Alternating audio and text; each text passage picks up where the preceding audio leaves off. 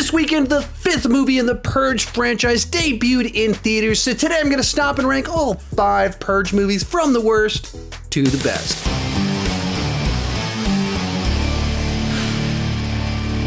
Hi, my name is Sean, and I love to talk about movies way too much. With that in mind, go ahead and join me down below in the comment section. Share your ranking of all 5 Purge movies. My list isn't the right list, it's just my list, and I would love to see yours.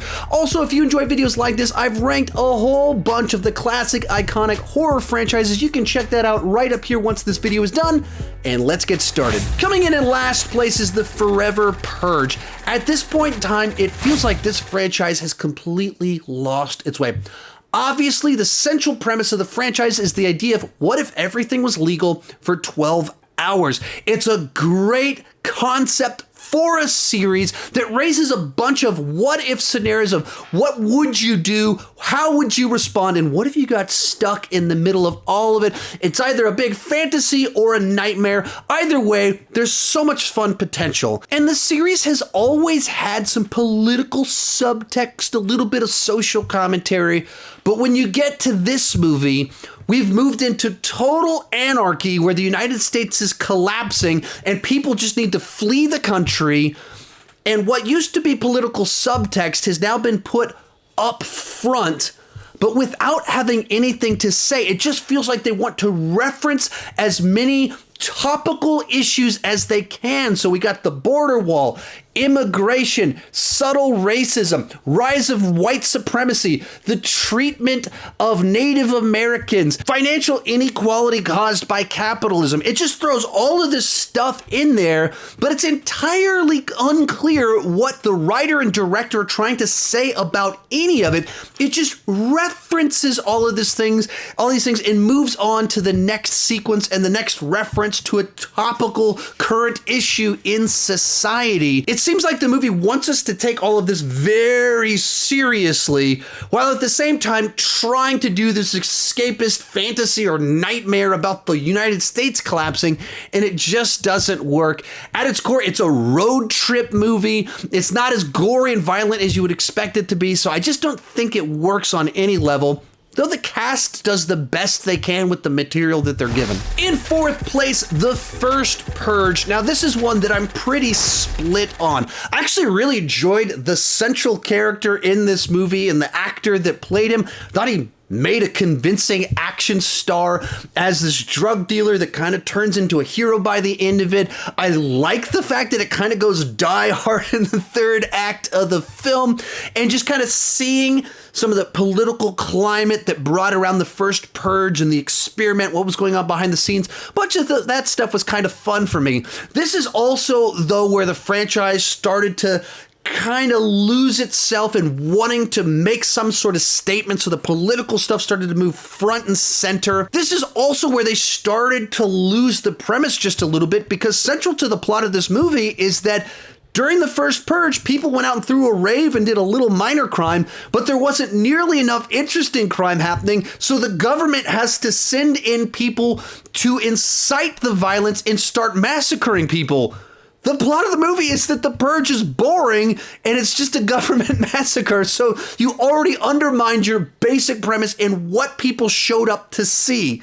So when you put it all together, there's some stuff in here that I did enjoy, but it also kind of misses the mark on a lot of levels. In 3rd place is the original The Purge. Now, this is a frustrating movie because it took this great premise of The Purge and squanders it on a basic home invasion story where most of what takes place in this film could take place with or without the purge going on in the rest of the world. You show up wanting to see, what if everything is legal? And instead you have people trying to break into a house, which they could do at any point in time.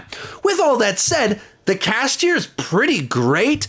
That kind of keeps the tension going all throughout the film, so you kind of feel that the characters are in danger. You care about this family staying alive. And at the same time, everyone's motivations are pretty ridiculous.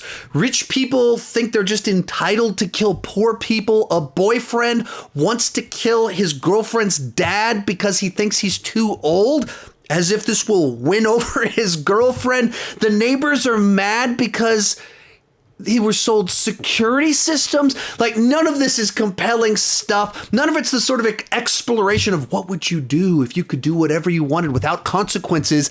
So it's just a frustrating movie that has some things that work. It has a great premise and just does some very weird stuff with it. Our runner-up, Election Year. It actually took me a while to kind of warm up to this film. Whenever I first watched it, kind of disappointed me a pretty good bit, but when I rewatched it just a couple days ago for the purpose of this video, I really liked it. I thought it was a solid follow-up to Anarchy. A big part of that is that it's set on the street during the Purge with people on the run trying to stay alive and showing different types of scenarios of why people would be out and about during the Purge. Another thing that makes this one work, Frank Grillo, his character fits nicely into this world as he's not a nice guy, but he's a good person and he's trying to keep people alive. And so he fits into the brutal world of the Purge as this protector. Another thing that works nicely for this film is it kind of builds off some of the ideas, the foundation that was laid in the previous two films of kind of the political corruption that's going on and the ruling class trying to break the rules in order to stay in power. So it kind of adds some, like, a grander scope and size to what's going on, while at the same time not forgetting the central premise of what we want to see in a Purge film. Now, I wasn't crazy about some of the stuff in the third act where the leaders kind of turn into this religious cult doing ritual sacrifices during the Purge.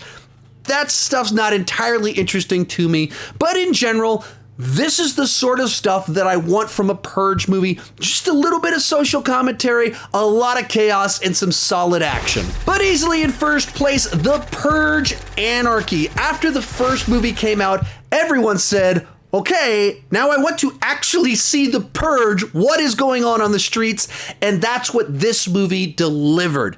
It created a set of characters who, for various different reasons, found themselves out in the Purge, whether they're out wanting to purge, their car got sabotaged, or their home was attacked. Therefore, they are on the road in the middle of all the chaos that's playing out. And then there's a set of like little side things that take place during the story that kind of expose these other reasons for how people would purge, how people would respond to the purge in order to make money for their family, how the rich would be able to purge. Just a bunch of interesting stuff of taking this central idea of what if everything was legal and playing that out with a bunch of different types of people of different backgrounds, of different wealth classes, while having just enough kind of stuff involving the government that makes it intriguing, that it's a fleshed out world and raises questions about how all this works, how did it get set up,